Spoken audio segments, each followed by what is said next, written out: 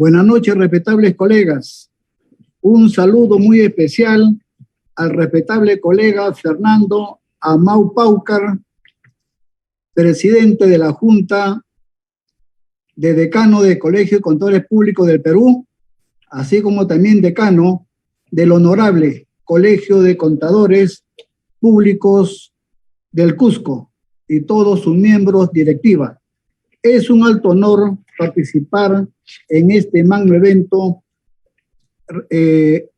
a exponer el tema, el dictamen pericial y la Constitución Política del Perú.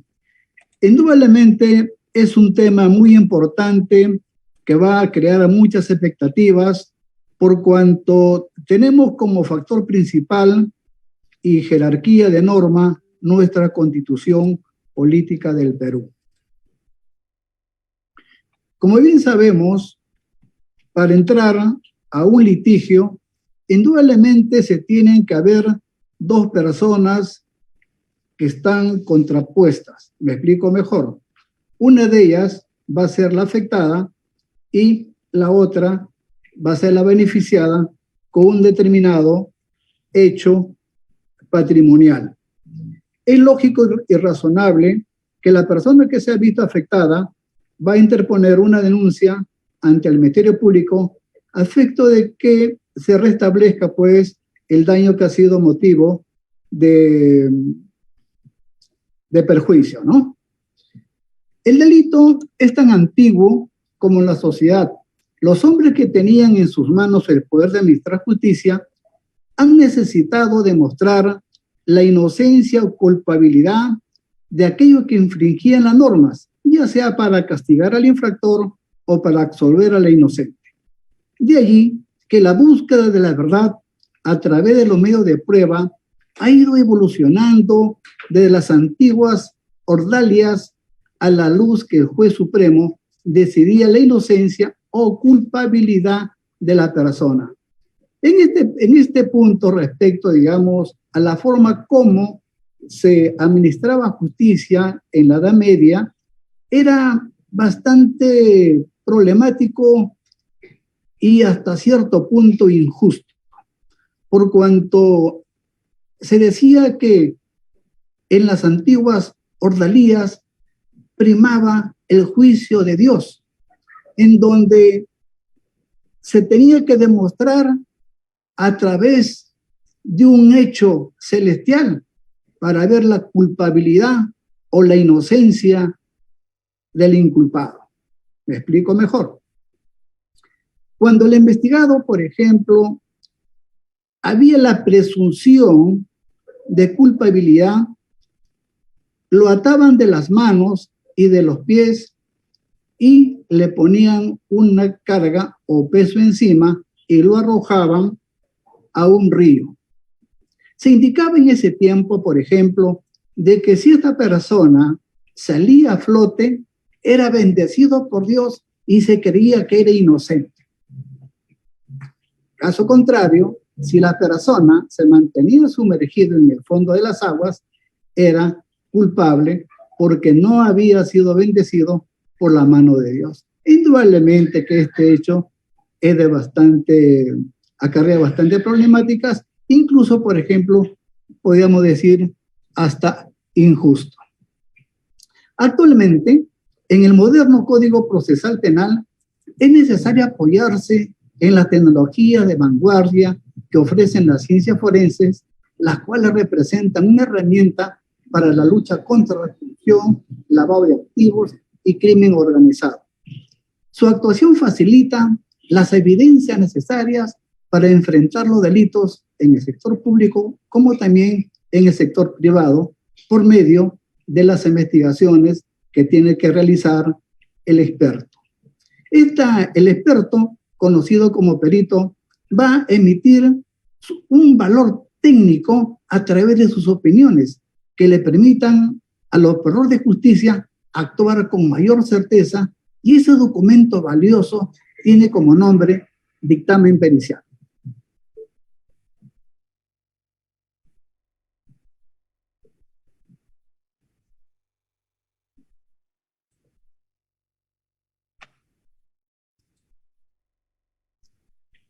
En cuanto a la jerarquía de la norma, se establece pues de que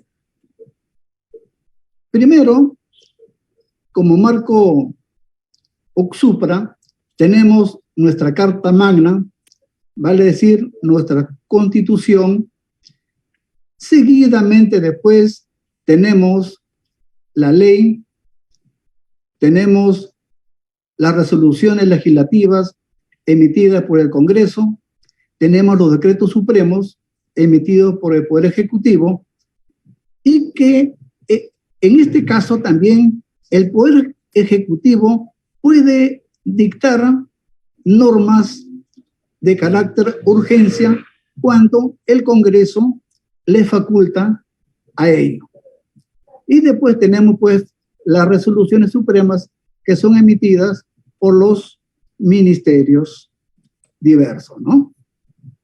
Nuestra Constitución Política del Perú y su actuación en la administración de justicia tienen la potestad de administrar justicia que emana del pueblo y se ejerce por el Poder Judicial a través de sus órganos jerárquicos, con arreglo y apego a la Constitución y normas procesales. En todo proceso, de existir incompatibilidad entre una norma constitucional y una norma legal, los jueces deben preferir la primera, vale decir, nuestra Constitución Política del Perú. Aplicación del nuevo Código Procesal Penal. En nuestro ordenamiento judicial peruano, al igual que los países latinoamericanos, se viene utilizando el nuevo modelo procesal penal, vale decir, el sistema adversarial acusatorio, por ser el más preferido y adaptado legalmente sin discusión alguna, a diferencia de otros países como por ejemplo Alemania, Italia, Francia, Reino Unido, Suecia, Grecia y Países Bajos, que todavía se mantienen con un modelo mixto acusatorio inquisitivo. El nuevo Código Procesal Penal es un sistema acusatorio cuyas características principales son la separación de funciones en el juzgamiento. Acá se ve pues la delimitación precisas que tiene la Policía Nacional de Perú, que va a apoyar al señor fiscal responsable de la investigación. La Policía Nacional del Perú cumple sus funciones por orden del señor fiscal. El señor fiscal tiene sus funciones como ente rector de la investigación preliminar. Lo que ya anteriormente, con el Código Procesal anterior, el señor juez era aquel que llevaba a cabo la investigación preliminar y también tenía como actuación la resolución de juzgamiento. En cambio, ahora ya no. El que tiene la actuación principal como investigador o responsable de la investigación es el señor fiscal. El proceso se desarrolla conforme a los principios de contradicción e igualdad de las partes. La oralidad y publicidad es la esencia de todo el proceso. Y acá quiero detenerme un poquito para dar a conocer que tanto la oralidad es un punto muy preponderante e importante en la actuación del perito. Muchas veces, por ejemplo, tenemos una buena redacción en nuestro dictamen pericial. Tenemos nuestro dictamen pericial bastante fortalecido, pero que sin embargo, al momento de exponer nuestro dictamen pericial, no lo sabemos defender o no tenemos esa habilidad, no tenemos esa elocuencia para poder demostrar con facilidad lo que queremos decir al juzgador. Y la publicidad, indudablemente, que también es un ente de control, lo que no había con el antiguo código inquisitorio. La publicidad es la esencia de todo proceso y el derecho de la presunción de inocencia constituye la principal garantía de todo investigado. De conformidad a lo dispuesto por el artículo 104 de nuestra Constitución, con fecha 4 de julio del periodo 2004, el Congreso delegó al Poder Ejecutivo la facultad de implementar un nuevo Código Procesal Penal, así como cualquier otro asunto en materia procesal penal y dentro del término de 30 días. Siendo así, se creó una comisión de alto nivel, la misma que cumplió con proponer las modificaciones y mecanismos legales de implementación, entrando en vigencia, pues, este nuevo Código Procesal el 1 de julio del periodo 2006 en el Distrito Judicial de Guaura. Y terminando su implementación en el Distrito Fiscal de Lima el 15 de junio del periodo 2021. Esto quiere decir, respetables colegas, que nuestro Código Procesal Penal aproximadamente tiene más de 15 años de vigencia, pero que sin embargo, cuando se da el cumplimiento de esta referida norma, no se cumplió con fehaciencia en algunas fiscalías departamentales.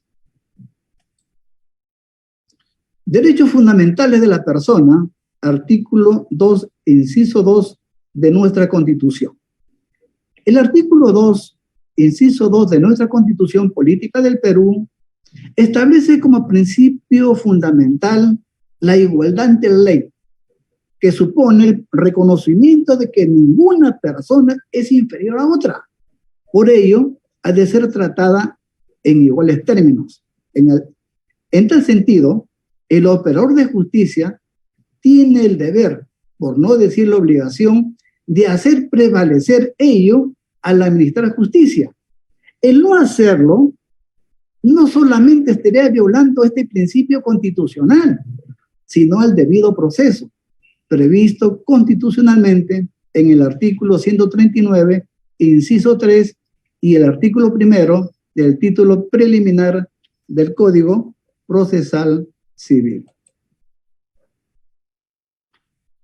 Principio de igualdad procesal, en virtud del cual en todo proceso se debe garantizar la igualdad de condiciones y oportunidades entre las partes, los abogados, el fiscal, el abogado de oficio, en función del derecho fundamental a la igualdad ante la ley. Artículo 2, numeral 2 de nuestra Carta Magna. Con el expediente número 019-2018-9-5201, se presentó un caso muy peculiar donde el inculpado, el investigado, Pedro Pablo Konczynski, fue denunciado por la materia de lavado de activos en agravio del Estado peruano. Cuando el señor fiscal responsable de la investigación, de acuerdo al artículo 172, numeral 2 del Código Procesal Penal, nombra al perito de oficio y corre traslado para que la parte investigada nombre pues su perito de parte.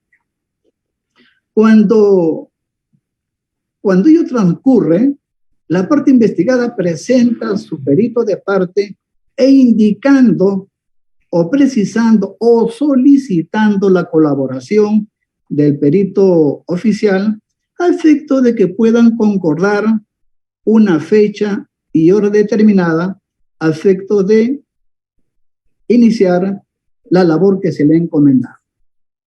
Sin embargo, el señor fiscal deniega rotundamente dicha petición. Deniega rotundamente dicha petición. En este caso, no acepta bajo ningún punto de vista la participación de los asesores o consultores técnicos de la parte investigada, aduciendo que el perito de oficio tenía una metodología que muchas veces no iba a conjugar con la metodología empleada por el asesor técnico. Entre otros motivos, también indicaba de que el perito de oficio mantenía una cantidad recargada de labores y por lo consiguiente no era posible esta solicitud. Así como también otro de los puntos que era materia de discordia era de que en la referida norma, vale decir en el artículo 172, numeral 2, indicaba el Ministerio Público de que no se contemplaba ningún hecho para que se forme una mesa una mesa de coordinación para empezar la labor pericial. Y entre otros, lo que sucedió acá es de que la parte investigada, en cumplimiento a principios constitucionales, solicitó una acción o presentó una acción derecho de tutela a efecto de que se le pueda concebir la participación del referido profesional, ¿no? Como perito de parte.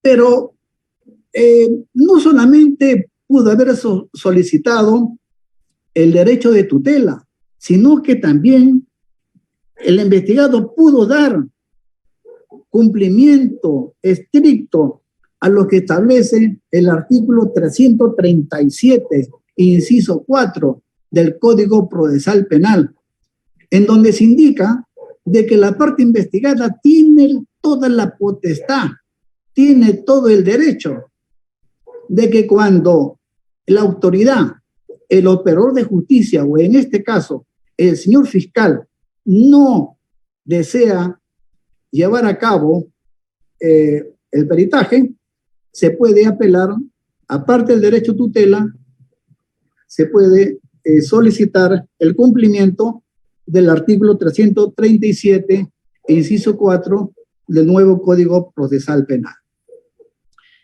Una vez que ha sido presentado el recurso del derecho de tutela, lógicamente de que la Sala Superior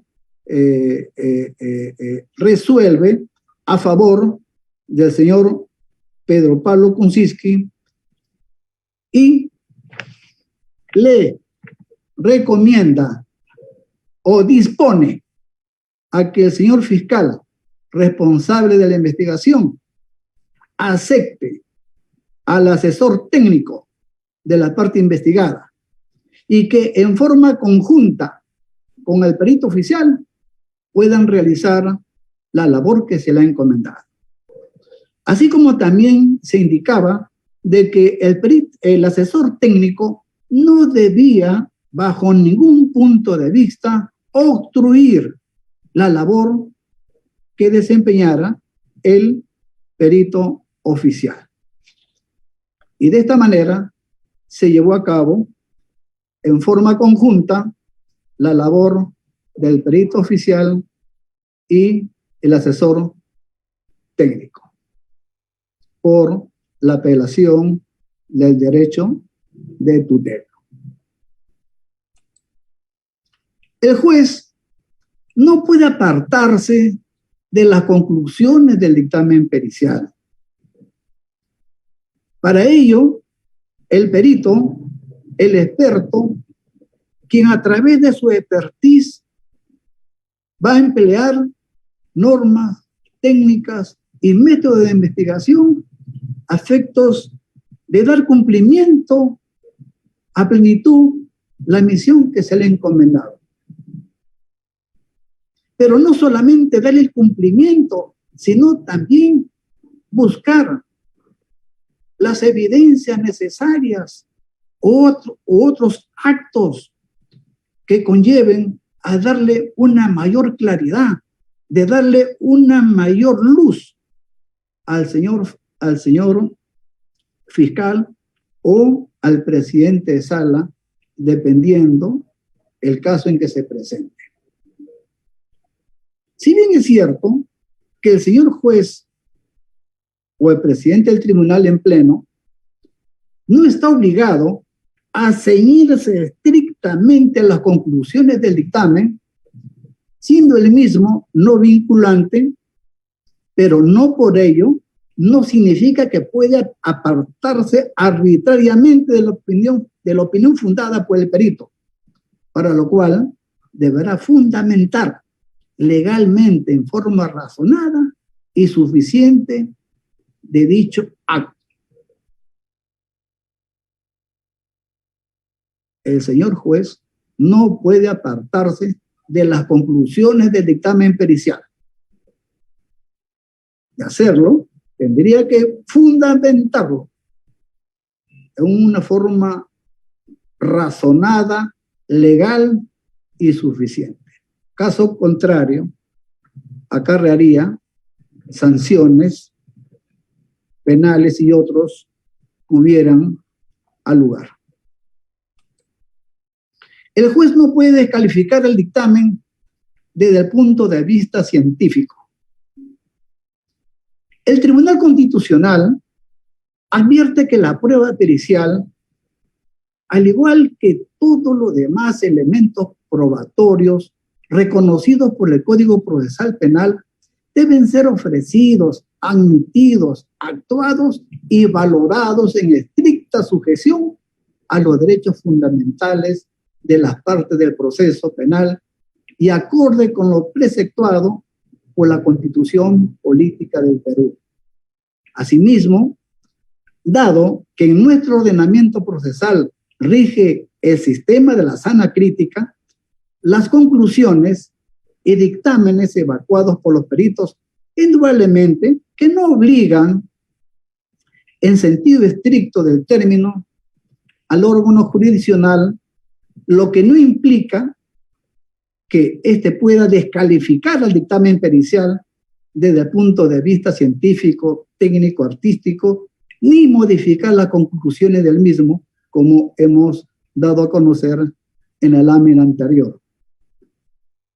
El señor juez no puede apartarse de las conclusiones, ¿no? Ni puede apartarse del dictamen pericial descalificándolo por cuestiones desde el punto de vista netamente científico. No lo puede hacer.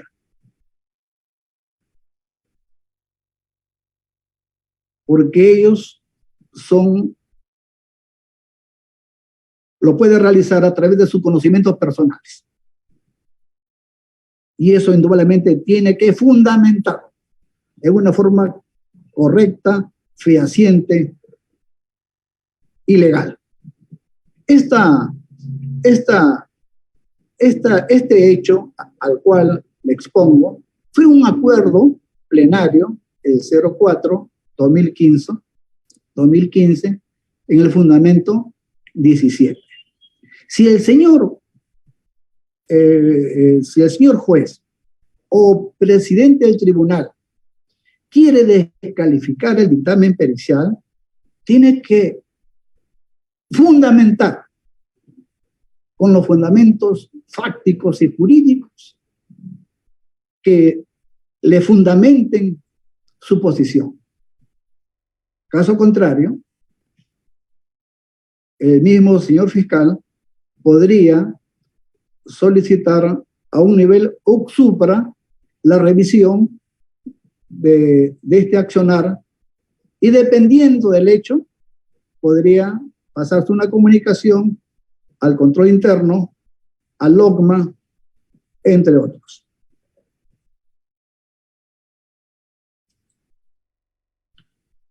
Tutela de derecho. La tutela de derecho, como ya hemos visto, es un mecanismo legal eficaz introducido por el artículo 71, numeral 4 del nuevo Código Procesal Penal para regular las desigualdades entre la autoridad y el investigado, debe utilizarse única y exclusivamente cuando haya una infracción ya consumada, desde luego, de los derechos que le asiste el imputado.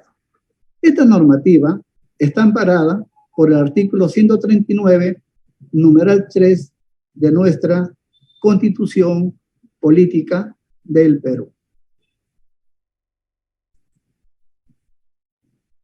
Derecho al debido proceso. Consagrado en el inciso 3 del artículo 139 de nuestra Constitución Política del Perú, constituye un principio y un derecho de la función jurisdiccional por el cual todo proceso debe iniciarse y concluirse con la necesaria observancia y respeto de todos los derechos que de él emanen. Ello quiere decir que toda persona tiene derecho a un juicio justo y transparente en el cual se respeten sus derechos y la garantía que le asiste. La investigación debe ser dirigida por el titular del ejercicio de la acción penal, quien al término de la misma debe formular acusación debidamente fundamentada.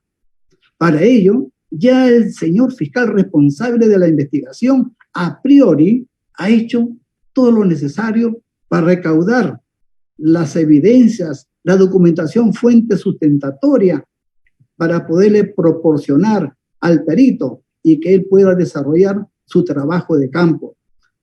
Pero también para el acúmulo de las evidencias o documentación, ya a priori, también la Policía Nacional del Perú, por encargo del señor fiscal responsable de la investigación, ya a priori ha desarrollado las investigaciones del caso.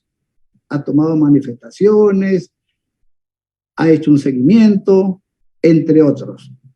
Y presenta, como es lógico, su informe correspondiente. Anteriormente se llamaba atestado. Hoy día se llama informe.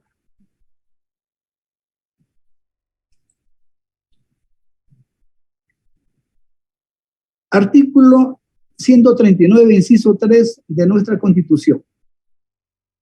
Es una garantía procesal compuesta de un conjunto de principios y presupuestos procesales mínimos que debe reunir todo proceso para asegurar al justiciable la certeza, justicia y legitimidad de su resultado, que no sea irrazonable o materialmente injusto. Por ejemplo, la decisión del Ministerio Público Poder Judicial de separar de su registro a un perito de oficio u oficial.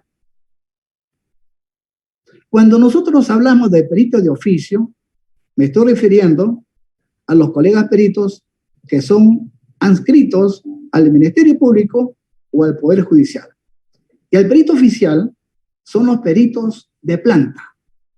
Ellos que están sujetos a subordinación y que están trabajando y perciben una remuneración y se encuentran en planillas del Ministerio Público. A ellos se les denominan los peritos oficiales. Y bueno, el Poder Judicial o el Ministerio Público decide, ¿no? Decide separarlos por no hacer entrega de su dictamen pericial en el tiempo solicitado, ¿no? O por haberse apartado de las conclusiones del dictamen pericial sin haber expresado sus razones o motivaciones para justificar su decisión. El Poder Judicial o el Ministerio Público, bajo ningún punto de vista, puede separar, señalar, decir, a usted lo retiro. No, tiene que dar fiel cumplimiento a un procedimiento legal. El perito tiene derecho a réplica, el perito tiene su derecho a defensa como principio constitucional, por decir un ejemplo.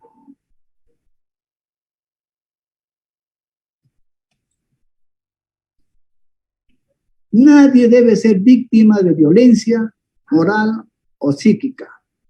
El artículo 2, inciso 24, literal H de nuestra Constitución Política del Perú, indica que someter a desigualdad de trato procesal constituye una afrenta dañosa en el estado psíquico y moral de la persona y una conculcación a uno de los valores más grandes de la convivencia humana, que es la justicia pilar de toda organización social.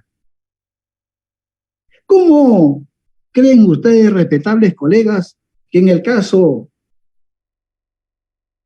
que he vertido en la anterior lámina, cómo creen ustedes de que, cómo se habrá sentido el perito de oficio o el perito oficial? Están dañando su imagen, están dañando su moral. Incluso, por ejemplo, hasta me atrevería a decir que podría afectar su situación psíquica. Y eso no se puede aceptar bajo ningún punto de vista, porque tenemos preceptos constitucionales que nos amparan. Ejercicio abusivo del derecho. El perito de oficio y consultor técnico tienen el mismo derecho de evacuar sus dictámenes periciales en el mismo tiempo señalado para ambos. No puede haber diferencias o preferencias para ninguno de ellos. Caso contrario, se estaría permitiendo que uno de ellos esté haciendo ejercicio abusivo de ese derecho al plazo. Y lógico, con la anuencia del juzgador, atentando una recta administración de justicia, rompiendo todo el principio de imparcialidad. Podemos poner como ejemplo el expediente 01966-2019 del Tribunal Constitucional, donde los investigados, ex presidente de la República, Ollanta Humala y Nadine Heredia, presentan su recurso por no existir una correlación de equidad, de congruencia e imparcialidad entre el perito oficial y el asesor técnico. Me explico mejor.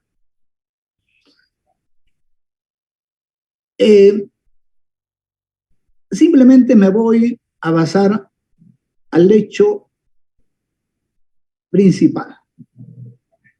El Ministerio Público le otorga un tiempo perentorio al perito oficial para que pueda indudablemente presentar su dictamen pericial. Le concede el plazo 180 días para la presentación del dictamen pericial. El perito oficial se da cuenta de que ya se le vencía el plazo y necesitaba más tiempo para poder terminar la misión que se le había encomendado. Y por lo consiguiente, pide a la autoridad una ampliación del mismo. Este hecho, indudablemente, es correcto, porque acá el perito está protegiéndose de ser sancionado por el Ministerio Público o por la gerencia administrativa del Ministerio Público, por no dar fiel cumplimiento a la fecha señalada para la presentación de su dictamen. Hasta ahí, correctamente. Cuando el perito presenta su dictamen, lógicamente que los defensores técnicos presentan también una observación al referido dictamen pericial. Pero acá el perito oficial solicita una ampliación de tiempo para poder dar absolución, para dar respuesta a las observaciones que estaba haciendo el perito de parte. Y como es lógico, la parte investigada, al ver que se le había concedido tiempo adicional para la revisión de la documentación y posterior ampliación para dar respuesta a la observación presentada por el perito o el asesor técnico, también solicita un tiempo para presentar alguna observación. Acá, el señor fiscal, responsable de la investigación, le otorga al perito oficial un término de 30 días hábiles, y al perito de parte le otorga 15 días y días calendario. Este simple hecho, indudablemente, desde mi punto de vista, es algo injusto e incorrecto. Sin embargo, el resultado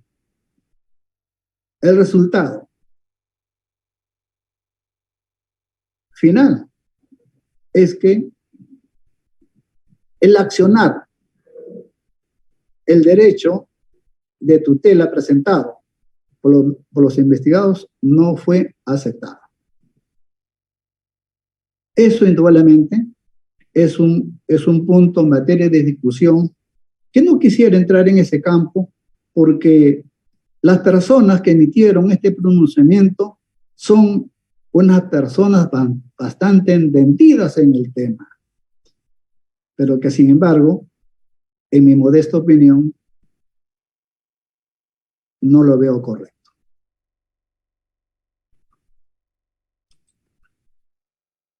Artículo 159 de nuestra Constitución corresponde al Ministerio Público, entre otros, promover de oficio o a petición de parte la acción judicial en defensa de la legalidad y de los intereses públicos tutelados por el derecho. Velar por la independencia de los órganos jurisdiccionales y por la recta administración de justicia. Representar en los procesos judiciales a la sociedad. Conducir desde su inicio la investigación del delito.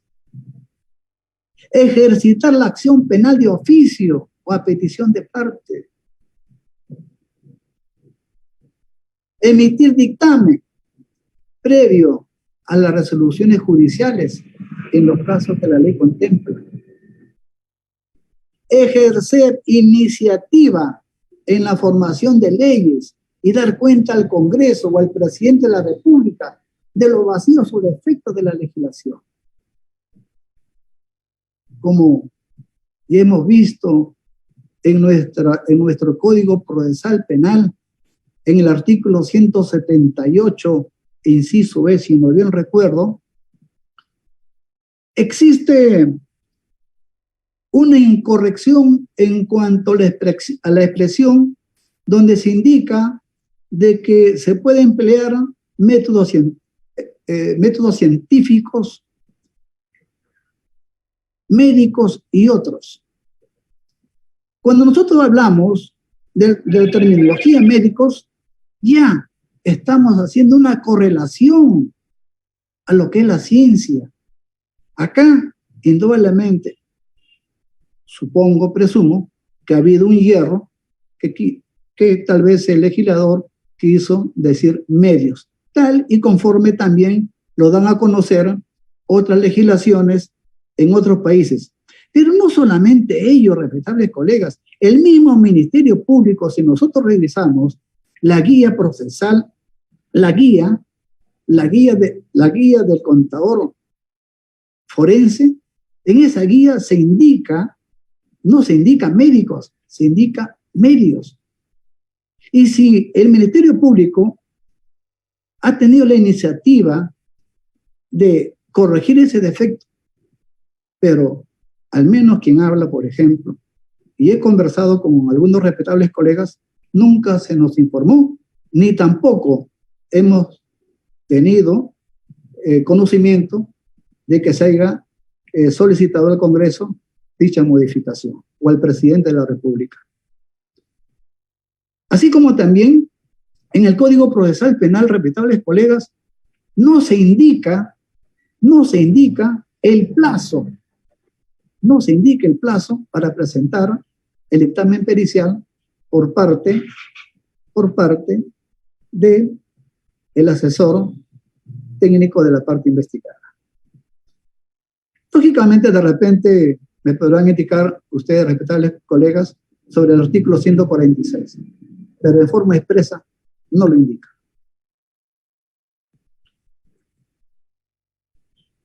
Nuestro Código Procesal Penal no regula un plazo para presentar el dictamen pericial de parte, lo que le había dado a conocer anteriormente.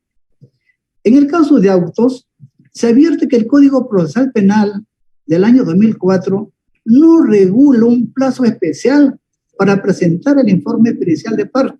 De allí, el artículo 146 del nuevo Código Procesal Penal establezca que el fiscal o el juez podrán fijar plazos a falta de previsión legal o por autorización de esta. Esto es, otorga a la autoridad fiscal o jurisdiccional un margen de discrecionalidad para establecer de manera razonable plazos allí donde el código guarda silencio.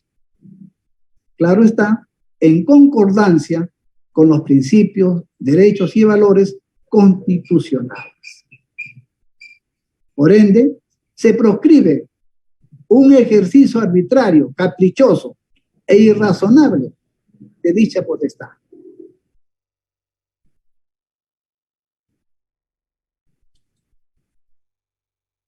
Nuestra Constitución prohíbe que el juez descalifique el dictamen pericial. Nuestro Código Procesal Penal nos hace referencia del dictamen pericial, o informe en este caso, en el Código Procesal Penal se indica informe, no dictamen, que es otro tema aparte.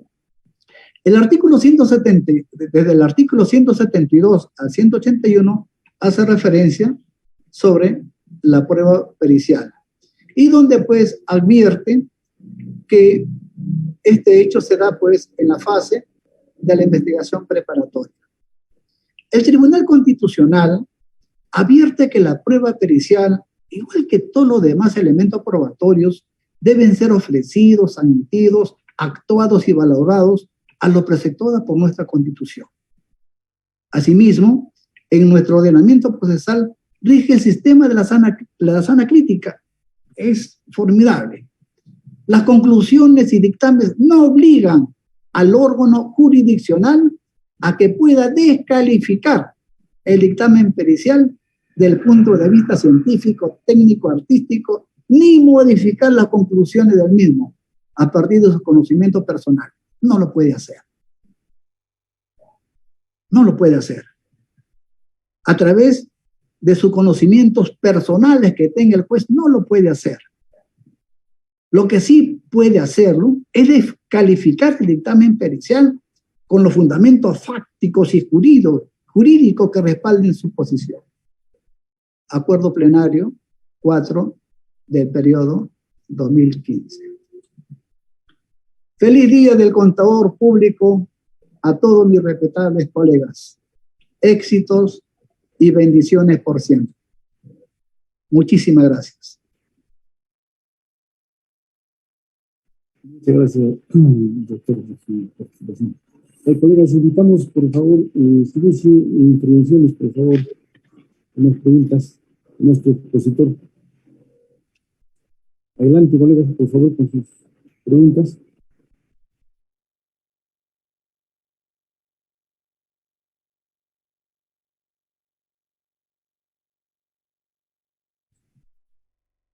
Sí, colegas, su participación, una pregunta a nuestro expositor.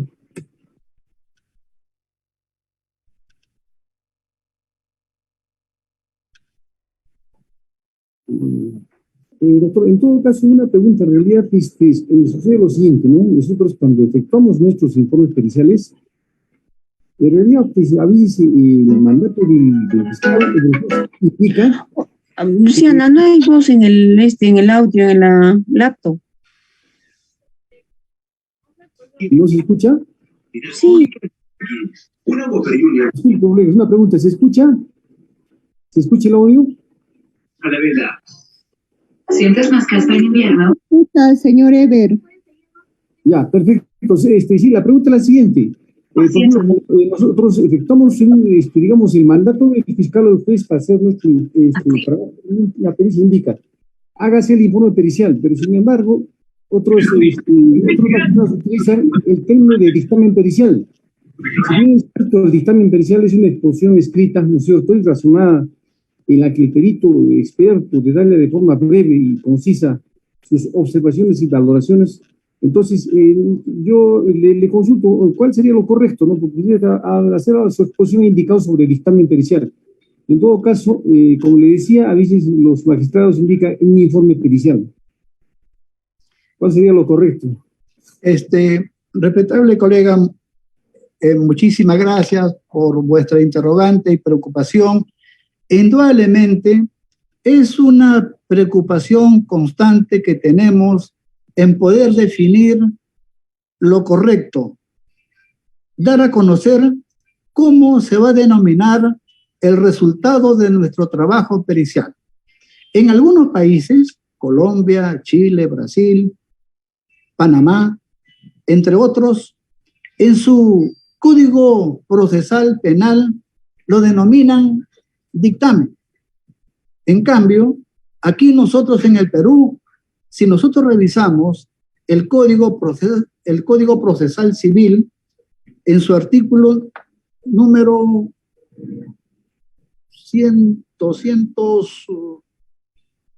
264, donde 264, 265 y 266 del Código Procesal Civil nos indica claramente que el resultado del trabajo pericial se denomina dictamen. En cambio, en el artículo 178 del nuevo Código Procesal Penal nos indica que se denomina informe. En mi modesta opinión, pienso que se está utilizando ese término como si fuesen sinónimos, pero en mi modesta opinión, respetable colega, existen diferencias sustanciales entre el uno y el otro.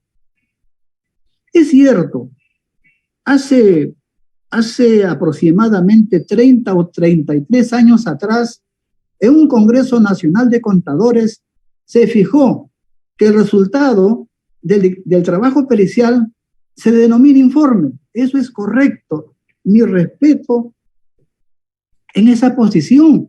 Pero hay que tener en consideración de que todo cambia. Nada es estático. Incluso, por ejemplo, si nosotros revisamos las expresiones que utiliza el Poder Judicial o el Ministerio Público, siempre hace referencia a dictámenes y no a informes. Muchas gracias por la aclaración, colega. ¿Alguna otra participación, por favor, colegas?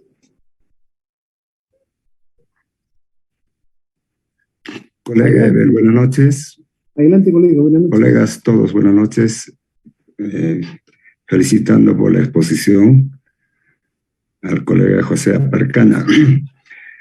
Como lo decía el Código Procesal Civil, en su artículo 265, señala que en un proceso civil se debe llamar dictamen, ¿no? Nosotros debemos hacer caso a las disposiciones legales. El artículo 178 del Código Procesal Penal también señala que se debe llamar informe. Por consiguiente, me parece que eso está aclarado, no tendríamos ningún inconveniente, porque un proceso civil no es igual a un proceso penal. Entonces, yo, a mi modo de ver, yo puedo estar equivocado probablemente de repente, ¿no? Pero ya está señalándonos con claridad en los artículos 264, 265 y los demás. Solamente allí en una parte en el Código Procesal Civil que habla de informe, que me parece es un error. Pero en todo lo que es el código, en todo lo que señala el Código Procesal Civil, ya habla de dictamen. Y en lo que es proceso penal, todo el nuevo Código Procesal Penal habla de informe. Entonces, yo entiendo de que debemos diferenciar por ese lado, ¿no? Salvo que esté equivocado, ¿no? Gracias por vuestra comprensión. Gracias, respetable colega. Muchísimas gracias. Indudablemente, respetable colega, usted tiene toda la razón. Sin embargo, no podemos indicar de que para los procesos civiles se denomine dictamen y para los procesos penales informe. En mi modesta opinión, no lo creo por conveniente. Con todo respeto, respetable colega, indudablemente es un tema de debate que mucho me gustaría, por ejemplo, que en el próximo congreso o convención de peritos a realizarse en la ciudad de Amazonas se plantee y se defienda esta posición, porque, valgan verdades, crea incertidumbre, crea ciertas dudas. Y es más, si se tiene en cuenta, por ejemplo, que en otros países no se emplea el término de informe, sino de dictamen. Eso es todo lo que le puedo comentar, respetable colega, y ruego me disculpe. Buenas noches, una preguntita, un alcance.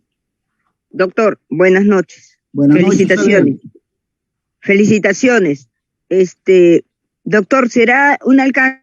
¿Será así como decir su léxico? Porque en derecho, por ejemplo, cuando uno habla de lo penal, vas a hacer tu denuncia, y cuando uno va a tratar algo civil, dice, vas a hacer tu demanda.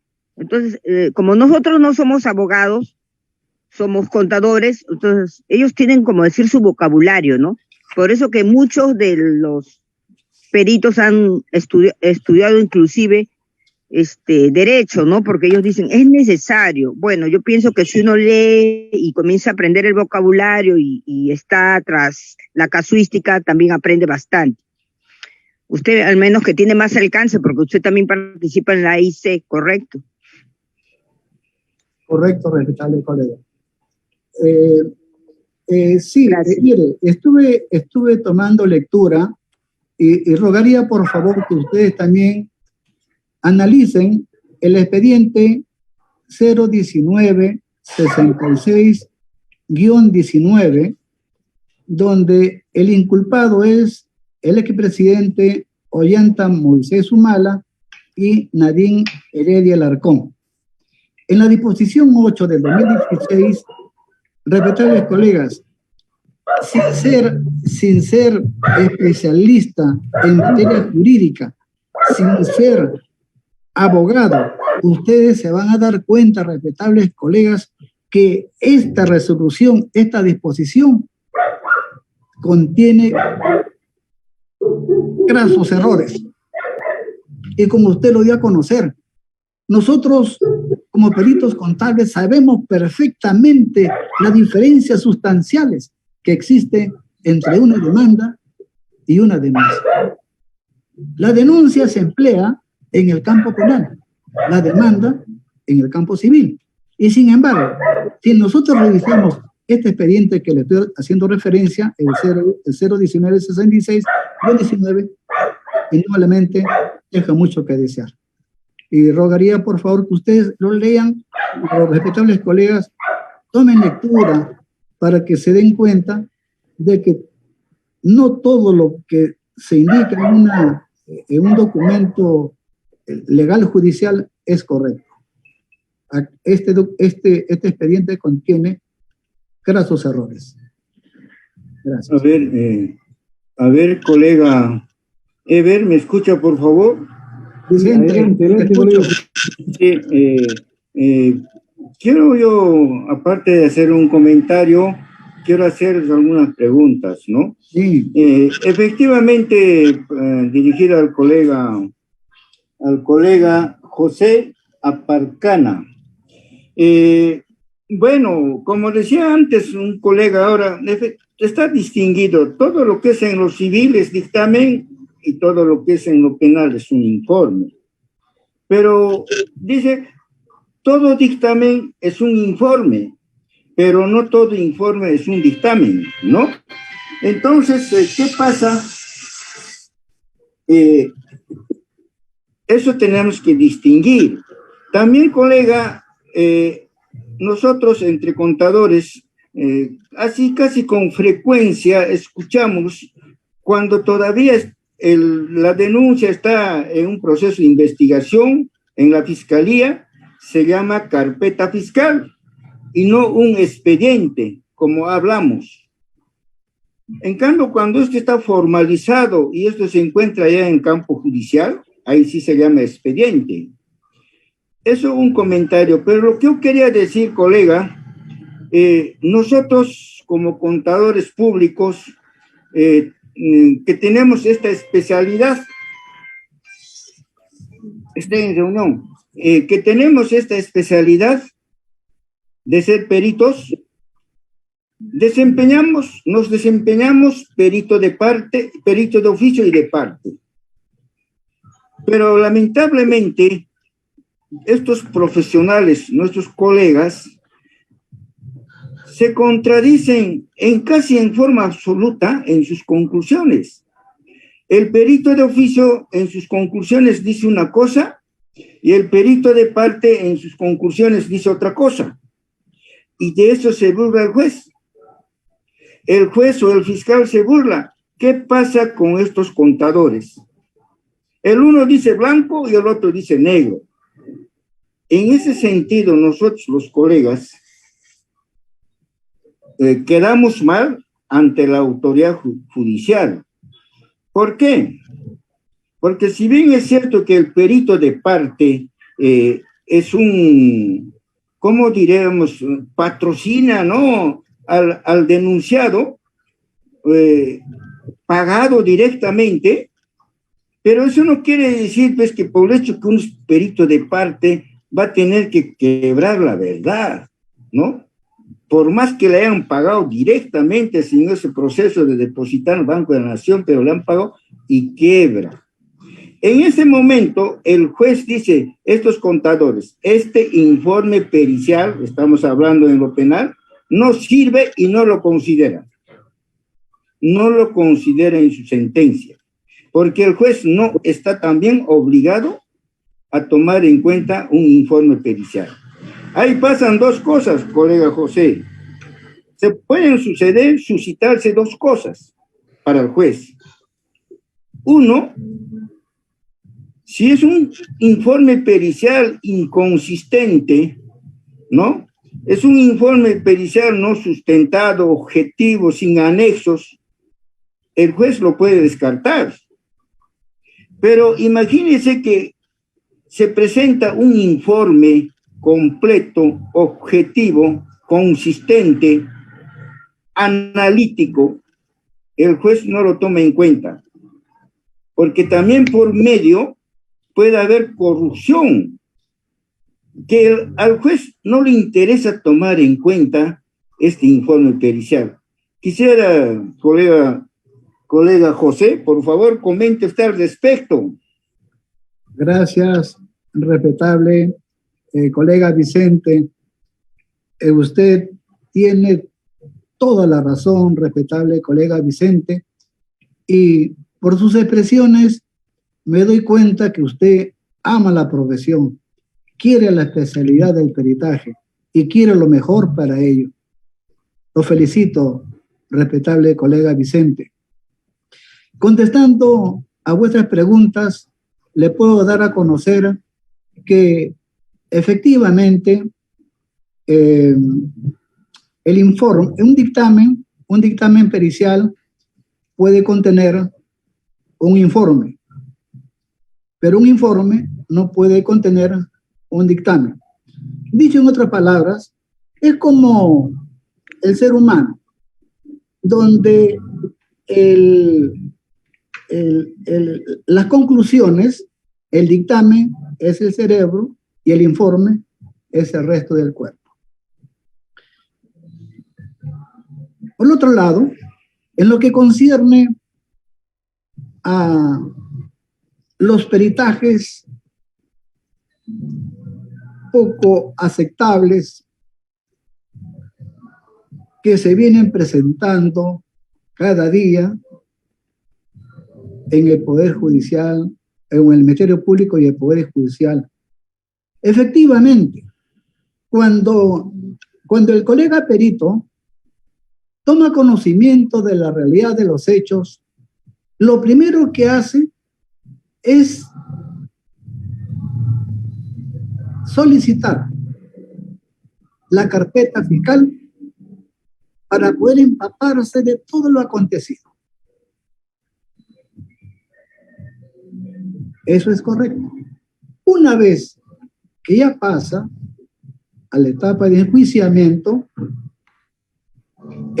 la carpeta fiscal se deja de lado, el código y la numeración se deja de lado y el Poder Judicial asigna un número de expediente. Ese número de expediente es muy diferente al presentado o al asignado por el Ministerio Público.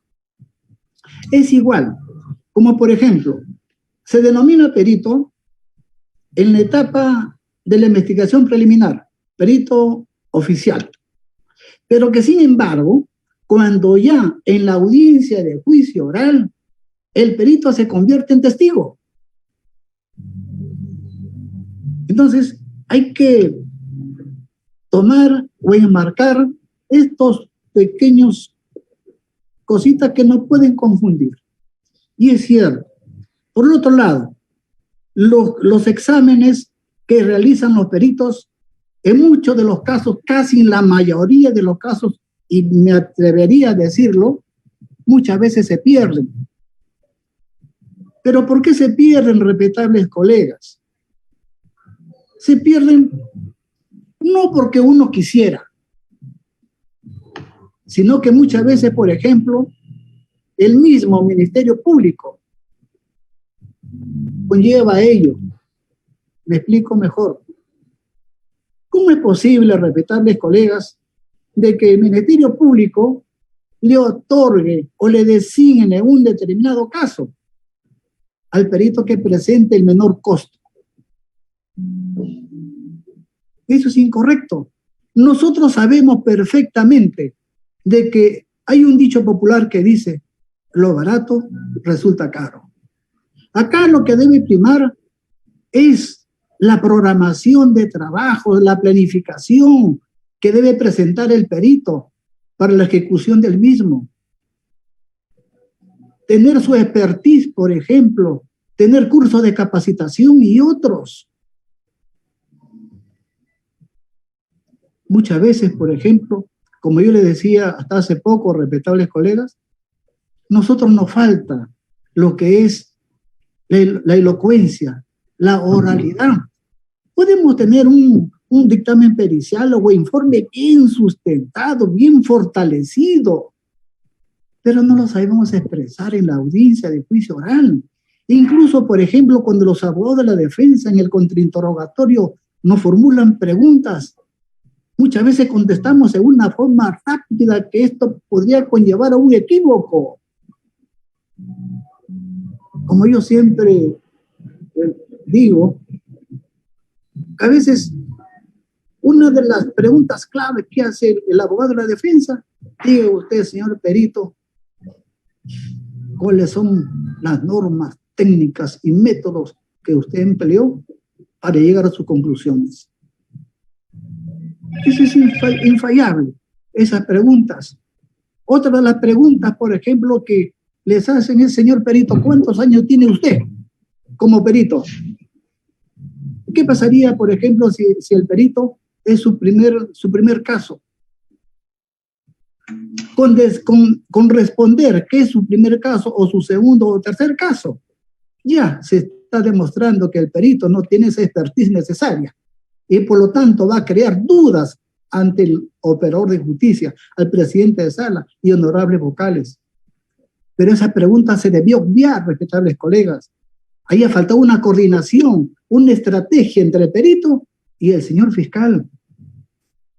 No hay esa correlación, no hay esa estrategia que debe existir o que debe presentar el perito y en forma conjunta con el señor fiscal.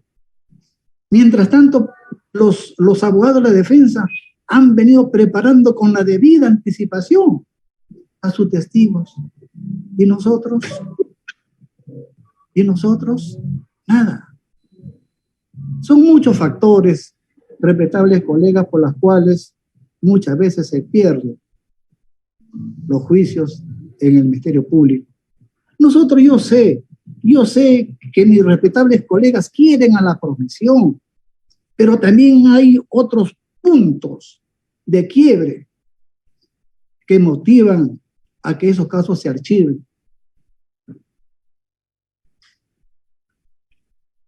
Sin mayores comentarios, respetables colegas. Muy bien, creo que ya no hay más preguntas, colegas.